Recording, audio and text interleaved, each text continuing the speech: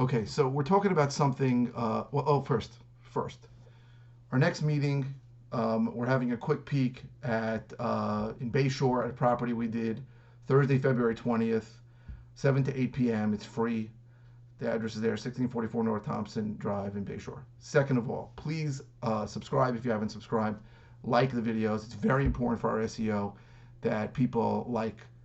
So click that stupid like button. I know it seems dumb, but it's important to us.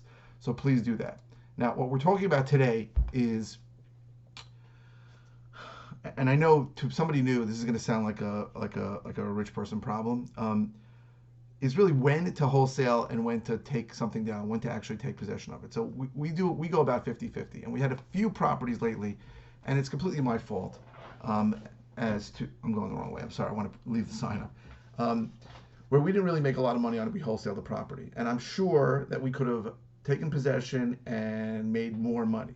But the issue is time, right? So ideally, every property we buy, if we could, in theory, wholesale it, we could, but it's impossible because of the price very often is too high for another investor to buy it. And even when we think we have a great deal where we should make a wholesale fee of our typical wholesale, let's say 25,000, um, you understand that we're basing that off an ARV, an after repaired value that we assume, and a repair estimate that we assume, and that doesn't always match up with the investors that we show to.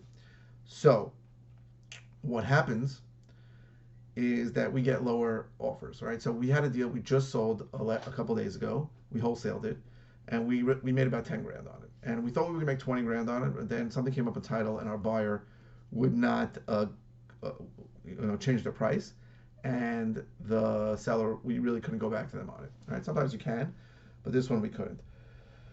So we wholesaled it to a great guy who I think is going to make probably 50, 60 grand on it, and we made 10 grand on it. So at first glance, you say that we're idiots, right?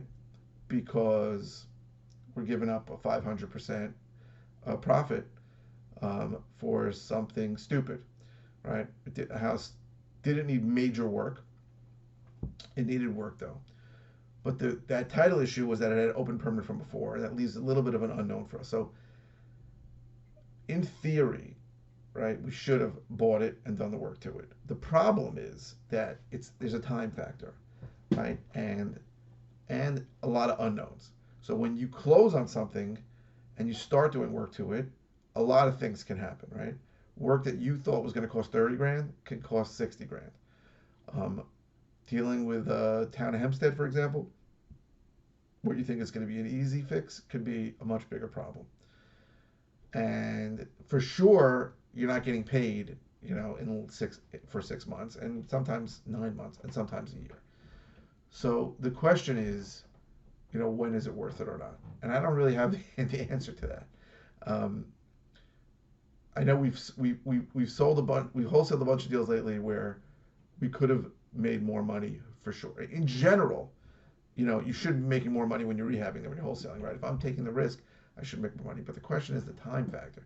And I'm the numbers that I'm giving for the profit for rehabbing take into account the time, right? I'm figuring in the holding costs, right? The one we did, I think we wholesaled it for like 360.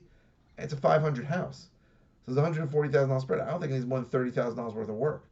But the it's going to cost 50 grand to buy it, to hold it, to and then to sell it, right? You got to understand there's closing costs on the buy, there's closing costs on the sale too. You got to pay a buyer's agent who's going to come bring a buyer for you. You got to pay interest on it. You got to pay taxes on it. You got to pay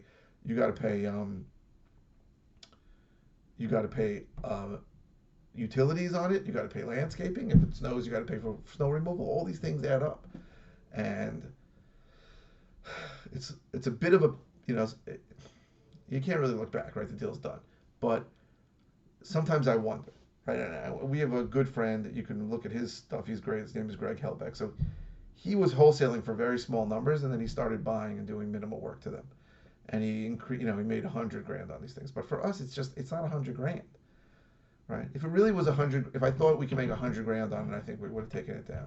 But I find if there's 100 grand of profit in it, then I can usually wholesale it and snatch some of that because there are people out there that'll do it that'll pay you for the ability to make 80 grand, right?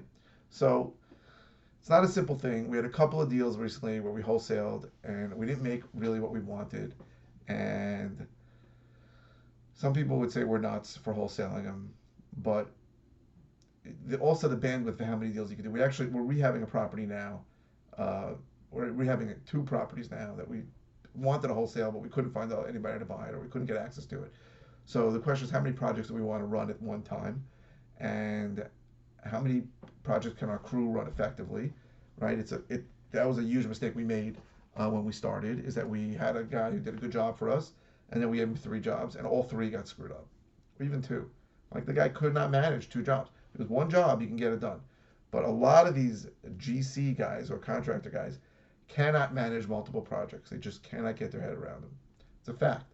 1 project is good, 2 projects both get screwed up. Or you would think, a guy can do 1, it shouldn't be that hard to do 2. They can't allocate the resources properly. So for us, I know I can manage it, but if I have 1 crew with multiple guys running around, and some of these are far away, it's not going to be done as well. It's just not. So it's complicated. So the question is, when you take a property down. So if you're new, I mean, everybody wants to wholesale, right? Everybody goes online and says, wholesaling so simple. I did it, and 3 hours later, I had a check for $15,000, right? It's not simple at all. It takes longer to find a deal for sure. But the issue is that, if you get into wholesaling without a big expense, then you'll take whatever you get. If you get a $5,000 check, you're thrilled. But for us, where we have marketing costs, and if we're doing deals for not much more than it costs us to get the deal, when we look holistically at all our marketing spend, then it becomes a question, right? Is it worth it for us to do a deal for 10 grand when it costs us $7,000 to get a deal, right? That's $3,000 profit, right? Now maybe we have to hold out for longer. So this is something that I struggle with, that the company struggles with, when to take possession of a property and when to take a quick profit and be done with, right? Ideally, I would wholesale everything if I could. I really would, but we'll never be able to do that because we just can't buy it that cheap enough. Right? I know there are people who only wholesale, and I envy them. I have a friend in Kansas City, great guy, does 20 deals a month, wholesales all of them. He sells 7 or 8 to a guy who does nothing to them and just wholesales them. So I'm talking to him. He's part of the mastermind that we meet with once a quarter. And I said, like, you're crazy, bro. Why don't you just take those down and make the money that he's making? And he explained it to me, and I didn't agree at first, but now I understand. And he said, listen, I don't own anything, right? If I can't find a buyer in 3 hours, I probably won't even go to contract.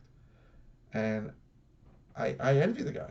I really do, because when it snows, I got to look at the list and see which properties we own and find guys to go out and shovel.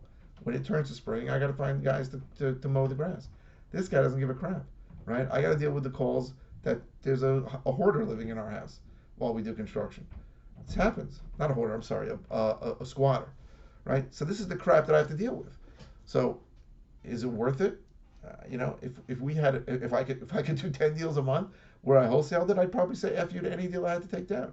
But we're not in that position yet. So the question is, when you get a wholesale offer that's not as much money as you want, do you take it and run with it? It's not an easy thing to answer, and my phone is blowing up, so I'm going to end this call. But I wanted to share that thought with you today.